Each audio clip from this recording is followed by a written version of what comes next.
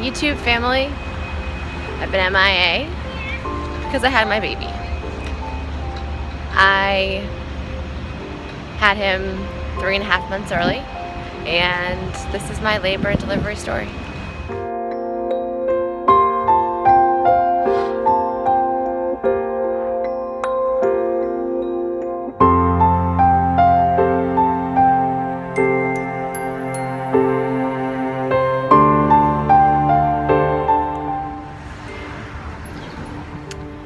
So I remember watching YouTube, and I always saw tons of labor and delivery stories, and I told myself that I can't wait to share mine because I pictured it being amazing. I pictured me sitting on a big Bosu ball, bouncing around, breathing, having candles everywhere, meditating, getting excited about the fact that I was having a baby.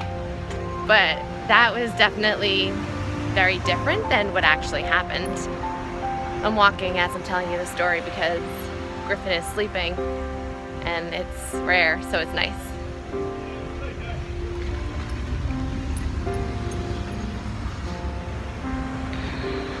So I had a great pregnancy. I felt good, I ate well, I was gaining weight appropriately, I was exercising, clearly still making videos. So it was a shock to everyone when he arrived early. I had just taught a class on Friday and I felt great. And I took a shower, trained a client, took a shower, and then I noticed a little mucus plug. So if you don't know what that is, you can look it up. It's a little barrier inside you that comes out before you have your child. Some people notice it, some people don't. Now the size of this mucus plug was pretty much the size of a dime. So it really wasn't, actually no, we'll say it's the size of a quarter at the most. So it really, really wasn't big. So the fact that I even noticed it was incredible. It could have easily fallen out in the shower, it could have easily fallen out in my underwear. But that was what prompted me to go to or call the doctor. So I didn't think too much of it because I wasn't feeling anything, and I just said, let me call the doctor, see what she says. And I described it to her, and she said, go to the emergency room. And I was like, really? You really want me to go to the emergency room? And she said, yeah. So I still didn't think anything of it. I still felt fine. I was driving to the emergency room. I called my husband. I said, I'm just gonna get it checked out. Don't think it's anything, not a big deal. He's like, all right, well, I'll meet you there anyway. So when I went there, I was chatting it up with the doctor. She also was like, it's probably no big deal, but let me just check to see. And she checked and she said, I remember her words were, this is the real deal. And I said to her, what do you mean this is the real deal? What does that mean? And my heart literally dropped right into my stomach, and she said, you're 3 centimeters dilated. And my first question to her was, is my baby gonna live? I didn't even know what that meant. I was like, I was 14 weeks, 26, not 14 more weeks to go. 26 weeks pregnant. So for that to happen was pretty scary.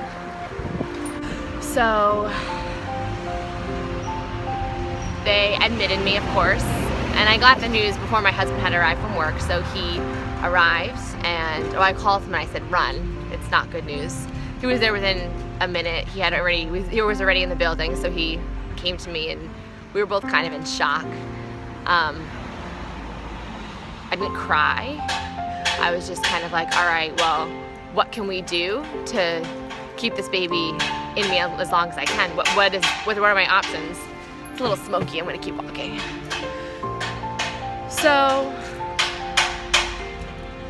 they put me on magnesium, supposedly to help the baby's brain development. They put me on antibiotics just in case there was an infection that was causing me to go into preterm labor. And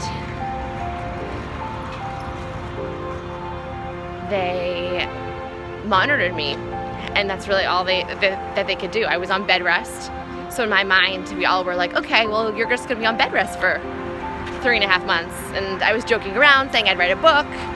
Little did I know I would only be on bed rest for 24 hours, because the next day I was stable all through the night. They were checking me, still 3 centimeters dilated, no progression.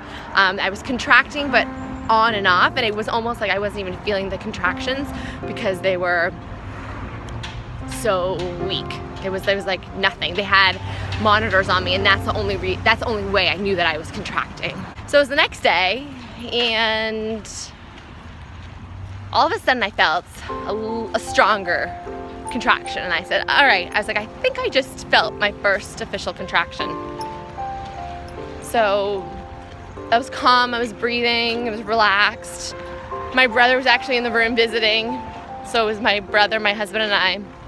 And then a couple minutes later I felt it again, and then I was like, all right, I said, Brandon, I want you to time these just to see if they're getting closer together, because before this, they were all sporadic. There was no rhyme or reason. It was happening randomly, and they weren't really intense. There was a little bit of tightness in my belly. It wasn't really painful, but now it's starting to get a little bit painful. So from that first contraction to the time when Mr. Griffin was out was 30 minutes. So after that second contraction, third contraction, I knew it was real. I said, Brandon, I'm in labor. I started feeling it in my back. I started feeling it all through my belly, down my legs. And I said, call the nurse. So we called the nurse, and she's able to see the monitor, and so is the doctor. So the nurse came in with a bed ready, and she said, you're going to labor and delivery. We're bringing you to the labor and delivery room. And I knew it was happening. I knew I was in labor because it felt so different. So I got up, and I told her, I need to push. And she said, you can't push yet. You're not in the right place to push. So I definitely could have pushed after 10 minutes of feeling what I was feeling. So then we went down to labor and delivery, and the doctor, I told her again, I was like, I need to push. And she said, well, let me just check to make sure that the head is down, and let me just check to see how dilated you are.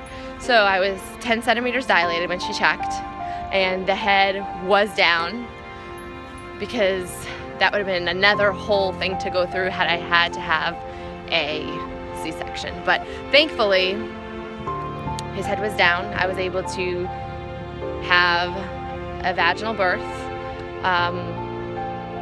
no epidural, no time for one, but I don't know if it was just circumstantial, but I didn't find it painful. It was more pressure all through the bottom part of my body, just like a lot of pressure. He came out in 2 pushes. He was 2 pounds, so that's 920 grams, born at 5:30 p.m. And he didn't cry when he came out, which was scary. He wasn't placed on my chest. He was taken away. The NICU team was there, ready for him. So they took him, they intubated him, meaning they put something down his throat to breathe for him pretty much. And one of the nurses was amazing, and she let me hold him for 2 minutes, which was really, really special. So I got to hold him just for a couple minutes, and then they took him away. And then an hour later, I went to go see him. And that is my labor and delivery story. There's really not too much to it. He came early, and now he's here, and he's wonderful, and he's beautiful, and I'm so thankful for him every single day. So, moral of the story is, take care of yourself, and even if you do, sometimes you just have control. You don't have control over things, so just be thankful every day. If you're 40 weeks plus, be thankful that that baby is in you, growing healthy and strong, because it's not an easy ride when they come a little early. But thank you all for being so supportive and loving, and I plan to come back to YouTube making awesome fitness videos.